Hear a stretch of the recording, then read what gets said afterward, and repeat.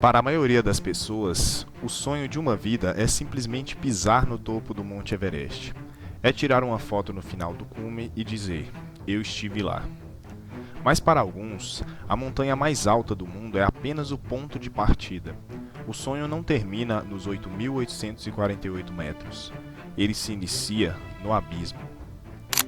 Marco Cifredi tinha apenas 22 anos quando se tornou o primeiro ser humano a descer o Everest de snowboard. Mas para Marco, aquela descida foi apenas a introdução. Um ano depois, ele voltou para perseguir um sonho ainda maior. Uma linha tão íngreme, tão perigosa, que até os alpinistas mais ousados não ousariam encará-la. A canaleta de Hornbein, na face norte do Everest. Marco Cifredi fez o cume.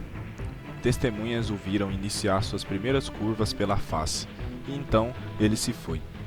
Marco Cifredi simplesmente desapareceu no Monte Everest, para nunca mais ser visto.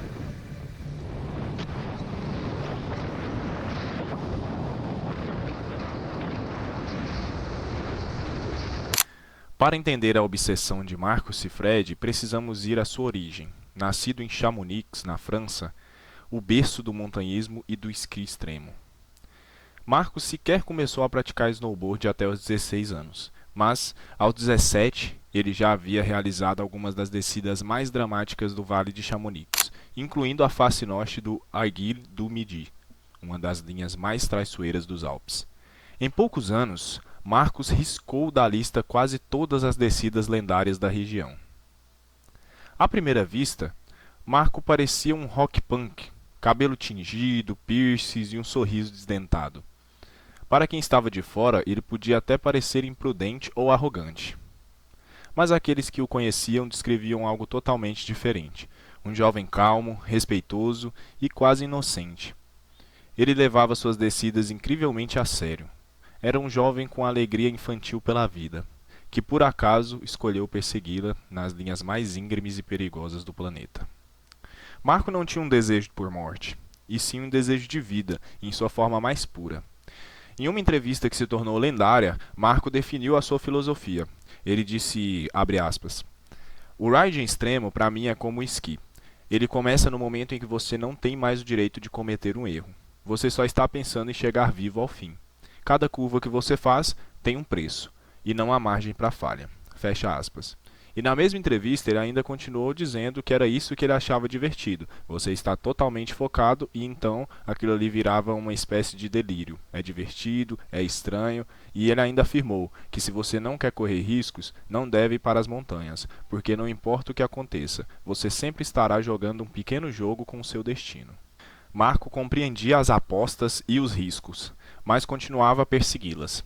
Aquele foco total que ele tinha, aquela clareza brutal, era o que ele amava e realmente o que amava fazer. Em 2001, aos 22 anos de idade, Marco Cifredi realizou o que ninguém no mundo havia feito antes, uma descida de snowboard pela face norte do Monte Everest. Ele alcançou o topo do mundo com o lendário organizador de expedições Russell Bryce. Marco subiu com sua prancha amarrada nas costas e, bem no cume, mergulhou na famosa canaleta Norton, talhando seu caminho para a história. Marco descreveu a descida. Montamos o acampamento avançado, o vento soprava há dias, a canaleta parecia concreto, puro gelo. Alcancei o cume às 6 da manhã, mas uma hora depois amarrei minha prancha e iniciei a descida. As primeiras curvas foram rápidas, mas difíceis, secções complicadas, cornijas e uma travessia. Tudo estava duro, gelado como concreto.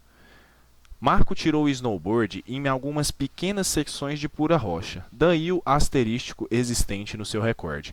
Mas a montanha, ele disse, coloca você no seu lugar rapidamente. Isso é bom, sem trapaça. Quando você chega perto do limite, te gela até os ossos e você percebe que não é grande coisa. No caso, você não é grande coisa próximo da montanha, né? Mesmo após a sua descida histórica, Marco focou em algo ainda maior e ainda mais ousado. A canaleta de Hornbein. A Hornbein é uma falha estreita e íngreme na face norte do Everest, um dos caminhos mais lendários do montanhismo.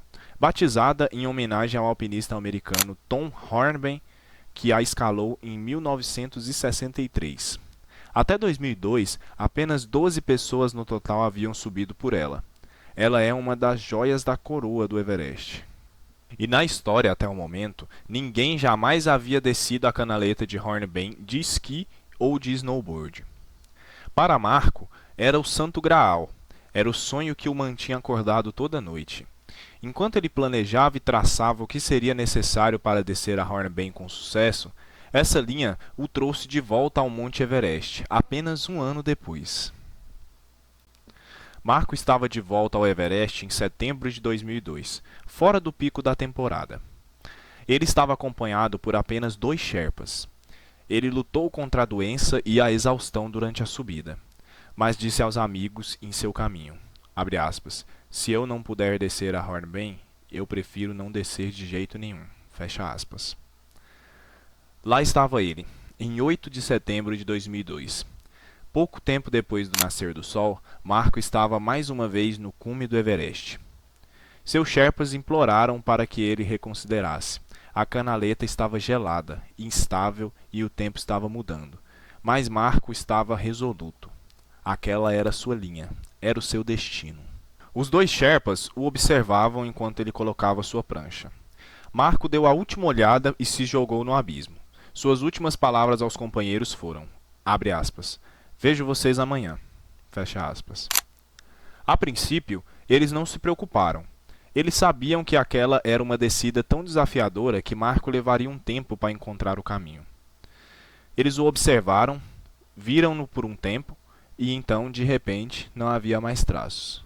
Marco simplesmente havia desaparecido em meio à montanha. Eles procuraram por qualquer sinal. Uma figura se movendo, um flash de equipamento, rastros na neve e nada. Os Sherpas desceram esperando o encontrar já no acampamento. Mas não havia rastros, nem snowboard, nem equipamento, apenas o silêncio ensurdecedor à montanha. Em Chamonix, Marco era conhecido como Anjo Loiro. E como anjo ele desapareceu nas nuvens. Sem corpo, sem rastros, sua família e amigos ficaram apenas com a dor e as perguntas. Alguns se agarravam à ideia de que Marco tivesse descido e estivesse vivendo no Tibete, entre pastores de yaks. Claro que não há evidências disso, né? Mas o mito mostra o quão era difícil para sua família aceitar que sua luz realmente havia se apagado. A verdade era que Marco não tinha um desejo de morte, ele tinha um desejo de vida, e em apenas 23 anos ele viveu de forma mais plena e autêntica do que a maioria das pessoas vive uma vida inteira. E o mistério continua vivo. Até hoje, a canaleta de Hornbeam nunca foi totalmente desvencilhada por esqui ou snowboard. Em uma reviravolta incrível, durante uma expedição recente para tentar a descida da Hornbeam, uma equipe encontrou restos parciais do alpinista Sandy Irvine, parceiro de George Mallory, que inclusive temos vídeos sobre George Mallory e o Sandy Irvine aqui no canal, tá? Eles desapareceram em 1924 e é um dos mistérios mais antigos aí do Everest. O Everest parece ter sido um ciclo de mitos, e enquanto todo mundo procura pelas provas da primeira subida em 1924, o legado de Mark Seafried, o jovem que trocou sua vida pelo ápice de adrenalina, vive em cada alpinista que ousa olhar para baixo da canaleta de Hornbeam. Marco nos lembra que não importa o tempo que vivemos, mas o significado que damos a ele. Para alguns, o cume é a linha de chegada. Para outros, como Marco, o sonho pode começar onde todos param.